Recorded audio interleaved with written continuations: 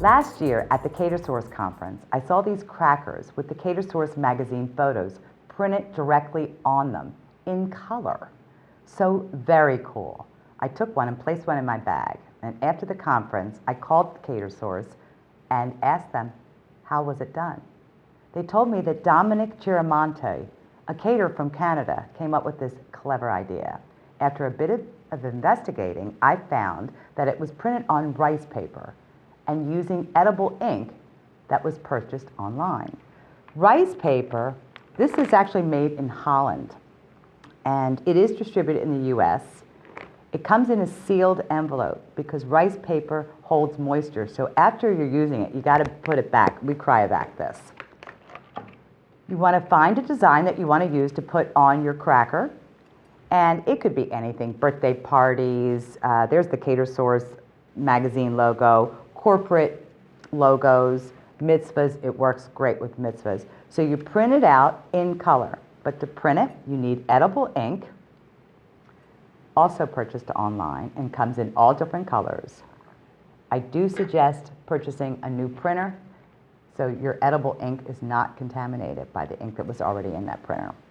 Let's go into the pastry department. I could show you how everything is all put together for our crackers. So we're here in the pastry department with Nicole, and we have our rice paper with our photos. Then all I do is say, here you go. So these are a great thing to use, and all we're doing right here is just cutting out each of the images. But they're a great tool for either place cards or favors. We use them for a number of different things. Bar and bat mitzvahs. Anything that you want to display, this is a really unique way to do it. So do you want to keep cutting, Meryl, while I show you how to do this? Yes, I could do that. Okay. So once you have your image cut out, you're just going to take, this is a basic sugar cookie. It's a rolled sugar cookie dough. So you roll your cookies out to whatever thickness you want. You bake them as you would normally bake them in whatever shape you want, kind of to fit the transfer that you're going to put on there. So that will just end up going right on there. So you bake your cookies just till they're just baked. You want a little bit of color on the edges, but you don't want to overbake them because they need to go back into the oven with the transfer on them. So are these raw? They're not raw. Oh, but they're a little bit soft. They're a little bit soft, but they're baked.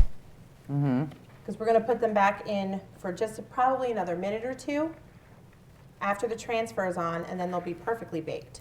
So we're going to brush them with, this is just pasteurized egg white, and the reason I use pasteurized is because it doesn't bake for too long, so just to be safe.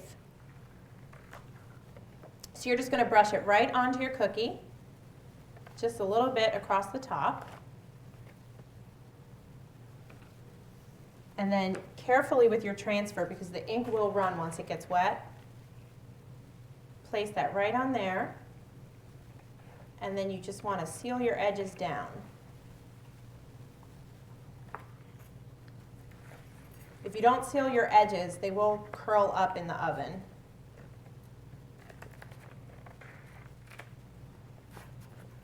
So just like that.